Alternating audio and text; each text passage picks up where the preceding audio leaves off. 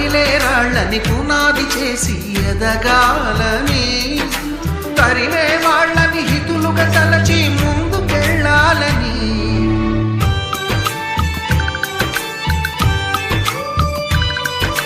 కన్నుల నీటిని కలల సాగుకై వాడుకోవాలని, కాచే నిప్పుని ప్రమిదగా మలచి కాంతి పంచాలని, గుండెతో ధైర్యం చెప్పెను, చూపుతో మార్గం చెప్పెను, అడుగుతో గమ్యం చెప్పెను, నేనున్నానని నేనున్నానని,